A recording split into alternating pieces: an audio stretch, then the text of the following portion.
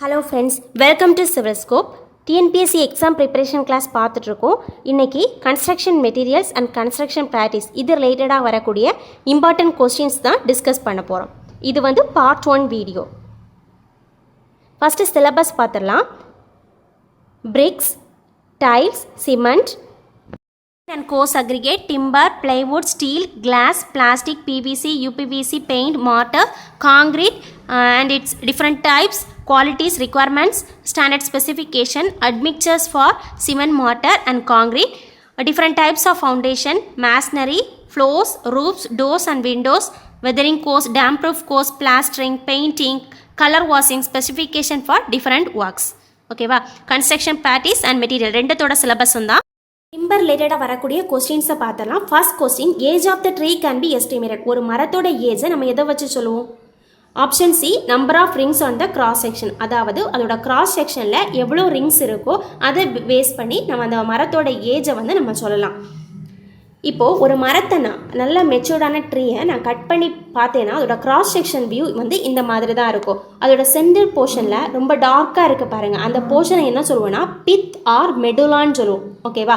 அதை சுற்றி இருக்க ஒரு கொஞ்சம் அந்த பித்தை விட கொஞ்சம் கம்மியான டார்க்காக இருக்கும். அந்த போர்ஷனை என்ன சொல்லுவோன்னா ஹார்ட் வுட்னு சொல்லுவோம். இதை தான் நம்ம இன்ஜினியரிங் பர்பஸுக்கு யூஸ் பண்ணுவோம். அதாவது கன்ஸ்ட்ரக்ஷன் ஒர்க்குக்கு இந்த போர்ஷனை தான் நம்ம யூஸ் பண்ணுவோம். அதோட ஸ்ட்ரென்த்து வந்து அதிகமாக இருக்கும். அதுக்கு அடுத்தது அது சுற்றி இருக்கிற போர்ஷனை வந்து என்ன சொல்வேன்னா சாப் வுட்னு சொல்லுவோம். இதில் வந்து மாய்ஸ்டர் கண்டென்ட் அதிகமாக இருக்குது. அதாவது ஒரு ட்ரீ வந்து இன்னும் வளர்ந்துட்டே இருக்குது, அதை சொல்கிறது தான் அந்த சாப் வுட். ஓகேவா? அதை சுற்றி இருக்க லேயரை என்ன சொல்கிறோன்னா கேம்பியம் லேயர். டாட்டாக போட்டிருக்கோம்ல, அந்த லேயர் வந்து cambium layer. ட்ரீயோட circumferential க்ரோத்துக்கு cambium layer தான் ரெஸ்பான்சிபிள். கொஞ்ச நாளைக்கு அப்புறமா இந்த கேம்பியம் லேயரே ஒரு சாப் வுட்டாக கன்வெர்ட் ஆயிரும். ஓகேவா? சாப் வுட்டை நம்ம எப்போவுமே டைரெக்டாக கன்ஸ்ட்ரக்ஷனுக்கு யூஸ் பண்ண முடியாது. அதில் நிறைய மாய்ஸ்டர் கண்டென்ட் இருக்கும். அந்த மாய்ஸ்டர் கண்டென்ட் எல்லாத்தையும் ரிமூவ் பண்ணதுக்கு அப்புறம் தான், அதாவது 100லேருந்து 200% வரைக்கும் மாய்ஸ்டர் கண்டென்ட் இருக்கும். அதை ஃபுல்லாகவே நம்ம ரிமூவ் பண்ணதுக்கு அப்புறமா தான் நம்ம கன்ஸ்ட்ரக்ஷனுக்கு யூஸ் பண்ண முடியும். ஓகேவா? பித்துலேருந்து கேம்பியம் லேயர் வரைக்கும் ரேஸ் மாதிரி வருதில்ல, ரேடியஸ் மாதிரி வருதில்ல, அதை என்ன சொல்லுவோம்னா மெடுலரி ரேஸ்ன்னு சொல்லுவோம். அப்புறமா வெளியிலேருந்து நம்ம பார்க்குறது வந்து அவுட்டர் பார்க், உள்ளால் இருக்கிறது கேம்பியம் லேயரை சுற்றி இருக்கிறது வந்து இன்னர் பார்க். ஓகேவா? ரிங்ஸ் தான் இருக்கிறது வந்து தான் நம்ம என்ன சொல்லணும்னா ஆனுலர் ரிங்ஸ் சொல்லுவோம். அதை வச்சு தான் ஏஜை decide. Next question, a well seasoned timber may contain moisture up to option D 12%. அதாவது சீசனிங் பண்ண டிம்பரில் மாய்ஸ்டர் கண்டென்ட் எவ்வளோ இருக்குன்னு கேட்டிருக்காங்க. That is 12%. சீசனிங் ஆஃப் டிம்பர்னா என்னென்னா, இப்போது நம்ம கன்ஸ்ட்ரக்ஷன் ஒர்க்குக்காக ட்ரீயை கட் பண்ணி எடுத்துக்கிட்டோம். ஓகேவா? அதில் மாய்ஸ்டர் கண்டென்ட் இருந்துச்சுன்னா, அதாவது சாப்வுட்டாக இருக்கும், அதில் வந்து 100லேருந்து 200% வரைக்கும் மாய்ஸ்டர் கண்டென்ட் இருக்கலாம். அந்த மாய்ஸ்டர் கண்டென்ட்டை நான் 10 to 12%க்கு கொண்டு வரேன். ஓகேவா? அந்த ப்ராசஸை என்ன சொல்லுவோம்? சீசனிங் சொல்லுவோம். ஓகேவா? The process of removing moisture or sap present in the freshly felled timber.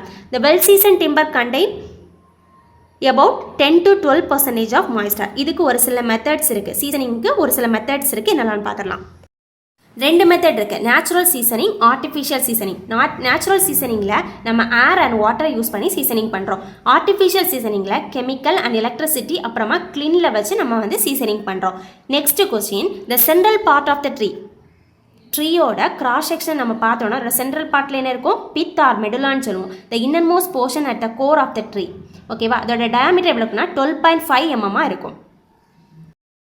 பித்தோட portion mature ட்ரீயை காட்டிலுமே யங் ட்ரீயில் அதிகமாக தான் இருக்கும்.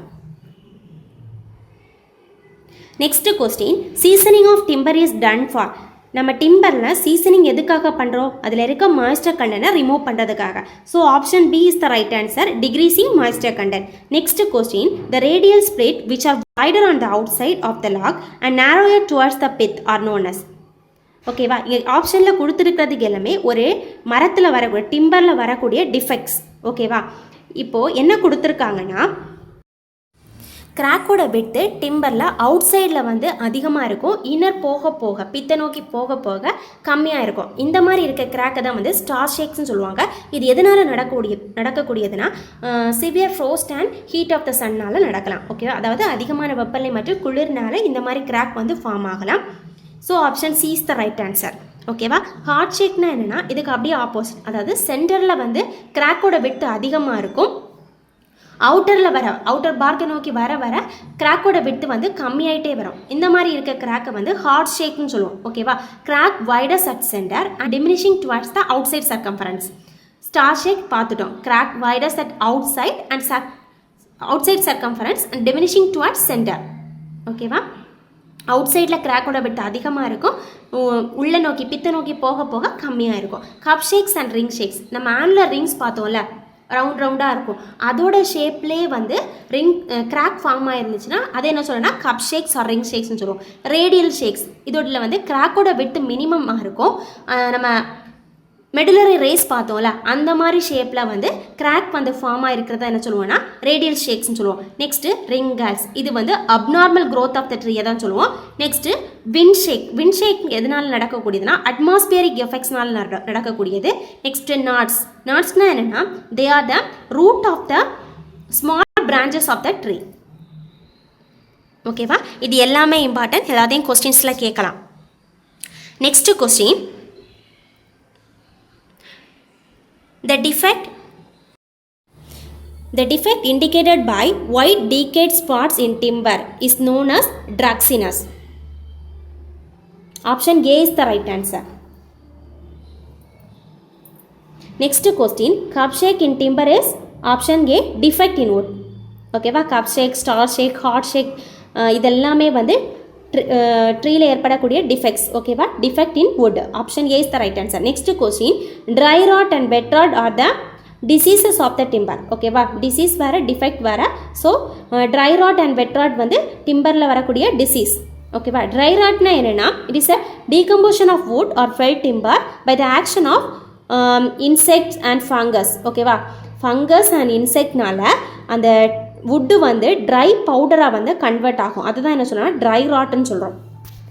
டிம்பரை சீசனிங் ப்ராப்பராக பண்ணாமல் நம்ம கன்ஸ்ட்ரக்ஷன் ஒர்க்குக்கு யூஸ் பண்ணிட்டேன், இல்லைன்னா ஒரு ஃபர்னிச்சர் ஐட்டமாக நம்ம பண்ணிட்டோம்னா கொஞ்ச நாளைக்கு அப்புறமா அது என்ன ஆகும், ட்ரை பவுடராக கன்வெர்ட் ஆகிட்டே வரும். அதாவது ஃபங்கஸ் இல்லைன்னா இன்செக்ட் வந்து அதை அரிச்சிட்டே வரும். ஓகேவா? இப்போ இதுக்கு வந்து காப்பர் சல்ஃபேட் நம்ம யூஸ் பண்ணோம்னா அந்த ஃபங்கஸ் க்ரோத்தை வந்து ரெடியூஸ் பண்ணிக்கலாம். ஓகேவா?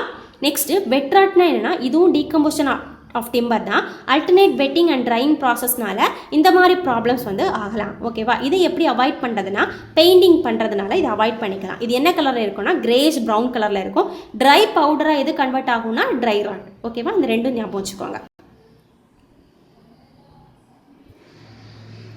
Next question, the age of the tree may be ascertained by option D number of annular rings. எவ்வளோ ஆன்லர் ரிங்ஸ் இருக்கோ அதை பேஸ் பண்ணி அதோட ஏஜை வந்து டிசைட் பண்ணி. Next question, inner part of a timber log surrounding the pith is called. பித்தை சுற்றி இருக்க லேயரை தான் என்ன சொல்லுவோம், ஹார்ட் வுட்னு சொல்லுவோம். ஓகேவா? Option C is the right answer. சாப் வுட்னா ஹார்ட் வுட்டுக்கு அப்புறமா இருக்கிற போர்ஷன் வந்து சாப் வுட். ஓகேவா? சாப் வுட்டுக்கு அப்புறமா இருக்கிறது கேம்பியம் லேயர். இதெல்லாம் ஞாபகம் வச்சுக்கோங்க. Next question, artificial method of seasoning of timber is option B chemical seasoning. Class ரிலேட்டடாக வரக்கூடிய கொஸ்டின்ஸ் பார்த்தலாம். கன்ஸ்ட்ரக்ஷன் ஒர்க்குனா கிளாஸ் எங்கெல்லாம் மோஸ்ட்டாக வரும், விண்டோஸ் அண்ட் டோர்ஸ். இதில் என்னென்ன டைப் ஆஃப் கிளாஸை வந்து எதுக்கெல்லாம் யூஸ் பண்ணலாம் அது ரிலேட்டடாக தான் கொஸ்டின்ஸ் வரும். ஃபர்ஸ்ட் கொஸ்டின் பார்த்தலாம், the type of glass used for ventilator for bathroom and toilet is ground glass. ஓகேவா? Next question, the glass wool is used as a. Glass வூலை வந்து சவுண்ட் அப்சர்விங் மீடியமாகவும் ஹீட் இன்சுலேட்டிங் மெட்டீரியலாகவும் use பண்ணுவாங்க. So option C both A and B ரெண்டுமே right தான். Next, which of the following glasses is used in doors and window. Doors and விண்டோவில் என்ன type of கிளாஸை யூஸ் பண்ணோம்னா சோடா லைம் கிளாஸ். ஓகேவா? It is also called a soft glass or crown glass. Next question, potash lead glass is also known as. Potash lead கிளாஸோட another name என்னன்னா flint glass. இது வந்து laboratory அப்பரேட்ஸ் அப்புறமா thermometer இதெல்லாம் பண்ணுறதுக்கு flint class தான் நம்ம யூஸ் பண்ணுவோம். Next question, glass formed by mixture of sodium silicate and calcium silicate is known as soft glass. Soft glass or soda lime கிளாஸ்ன்னு சொல்லுவோம். ஓகேவா? ஆர் க்ரௌன் கிளாஸ்னு இதை சொல்லலாம். Next question, the name of the glass produced by placing vinyl plastic and glass in several alternate layer and passing them with the outer layer of glass is bulletproof glass. Okay, option B is the right answer. Next related வரக்கூடிய questions பார்த்தலாம். First question, the crushing strength of first class brick. First class brick ஓட crushing strength எவ்வளவு? 105 kg per centimeter square. Option D is the right answer. Or 10.5 Newton per mm square. Second class brick ஓட crushing strength எவ்வளவுனா 7 Newton per mm square. Next question, the standard size of the brick as per Indian standard is option C 19 cm by 9 cm by 9 cm. ஓகேவா, இது வந்து without மாட்டர். With மாட்டர் கேட்டாங்கன்னா 20 cm by 10 cm by 10 cm choose பண்ணிக்கலாம். Next question, a good brick when immersed in water for 24 hours should not absorb more than 20% of its dry weight. Option A is the right answer. ஓகேவா, water absorption test பண்ணுவோம். நம்ம minimum 5 நம்பராக பிரிக்கை எடுத்துகிட்டு வாட்டரில் 24 ஹவர்ஸுக்கு immerse பண்ணி வைப்போம். அதோட temperature வந்து 27 degree celsius plus or minus 2 degree செல்சியஸில் மெயின்டைன் பண்ணுவோம். 24 மணி நேரத்துக்கு அப்புறமா பிரிக்கை வெளில எடுத்து எவ்வளோ வாட்டர் அப்சர்வ் பண்ணியிருக்கோ அதை ஃபைண்ட் அவுட் பண்ணுவோம்.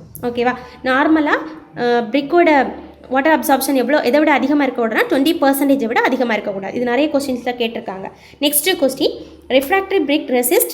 ரிஃப்ராக்டரி பிரிக்ஸ் வந்து எதை ரெசிஸ்ட் பண்ணும்? டெம்பரேச்சரை. Option D is the right answer, high temperature. Next question, the tolerance in the width of the mould of the first class brick about option A plus or minus 3 mm. பிரிக்கில் drying and burning ப்ராசஸ்னால size variation இருக்கலாம். ஓகேவா, அதாவது எக்ஸ்பான்ஷனும் கான்ட்ராக்ஷனும் நடக்கும். ஓகேவா, இதனால width of the mould for first class பிரிக்கில் வந்து எவ்வளோ டாலரன்ஸ்னா ப்ளஸ் ஆர் மைனஸ் 3 mm. அது இது லென்த் வைஸில் ப்ளஸ் ஆர் மைனஸ் 6 mm. ஓகேவா, ரெண்டுமே தெரிஞ்சுக்கோங்க. Next question, the depression provide on the top of the brick is option A frog. ஓகேவா, பிரிக்கோட டாப்பில் அதோட சென்டர் போர்ஷனில் வந்து ஒரு சின்ன டெப்த்துக்கு வந்து கட் கொடுத்துருப்பாங்க. அது எதுக்காகனா யார் மேனுஃபேக்சர் பண்ணுறாங்களோ அந்த கம்பெனியோட நேமை வந்து கொடுக்கறதுக்காகவும் அதே மாதிரி மாட்டரை ஹோல்டு பண்ணுறதுக்காக தான் இந்த மாதிரி ஒரு டிப்ரெஷன் கொடுத்துருக்காங்க. அதோட லென்த் ஆஃப் த ஃப்ராக் எவ்வளோ இருக்குன்னா 100 mm இருக்கும். டெப்த் ஆஃப் த ஃப்ராக் வந்து 10 to 20 mm வரைக்கும் இருக்கலாம். ஓகேவா, it is serve to place the name of the manufacturer and heat for holding the matter. Next question, what is the temperature range in the low temperature tempering process? Option A 150 to 200 degrees Celsius. Next question, presence of which of the following is responsible for imparting yellow tint to brick? Brickல yellow tint வரதுக்கு எது ரீசன்னா magnesia content இருக்குது. Option D is the right answer. Shrinkage கம்மியாகும் ஆனால் brick வந்து decay ஆயிரும். பிரிக்கோட காம்போசிஷன் பார்த்துடலாம். சிலிக்கா எவ்வளோ பர்சன்டேஜ் இருக்குன்னா 50 to 60%. இதோட குவான்டிட்டி எக்ஸஸ் ஆச்சுன்னா பிரிக் வந்து உடஞ்சிரும். ஓகேவா, இந்த பிரிக்கை வந்து நம்ம அல்டர்னேட்டாக பர்னிங் அண்ட் ட்ரையிங் பண்ணுறதுனால ஸ்க்ரிங்கேஜ் ப்ராப்ளத்தை வந்து இந்த சிலிக்கா இருக்கிறதுனால ப்ரிவென்ட் பண்ணுது. ஓகேவா, நெக்ஸ்ட்டு அலுமினா கண்டென்ட் எவ்வளோ இருக்குன்னா 20 to 30% வரைக்கும் இருக்கலாம். அலுமினாலே என்னது? கிளே. ஓகேவா, அப்போ அதை மோல்டு பண்ணுறதுக்கு எனக்கு ஈஸியாக இருக்கும். ஓகேவா, கிளே கண்டென்ட் இருக்கிறதுனால, அதாவது பிளாஸ்டிசிட்டி ப்ராப்பர்ட்டியை வந்து பிரிக்குக்கு கொடுக்குறது என்னது? அலுமினா. நெக்ஸ்ட்டு வந்து லைம் எவ்வளோ பர்சன்டேஜ் இருக்குன்னா 5% விட எக்ஸீட் ஆகக்கூடாது. ஓகேவா, இந்த 5% விட எக்ஸீட் ஆச்சுன்னா பிரிக் வந்து மெல்ட் ஆயிரும். ஓகேவா, அதாவது அதோட ஷேப்பே மாறிடும், பிரிக்கோட ஷேப். ஓகேவா, மெக்னீஷியா வந்து இட் டிக்ரீஸ் த ஸ்க்ரிங்கேஜ். இதோட பர்சன்டேஜ் வந்து 7% விட எக்ஸீட் ஆகக்கூடாது. ஓகேவா, less than 7%. Next question, bull trench clean is used for making brick make பண்றதுக்கு தான் bull trench clean யூஸ் பண்ணுவோம். Next question, jama brick or overburned brick. ஓகேவா, option C is the right answer. Option A இல்லை, option C. ஓகேவா, overburned bricks தான் நம்ம என்ன சொல்லுவோம்? ஜாமா பிரிக்ஸ்ன்னு சொல்லுவோம்.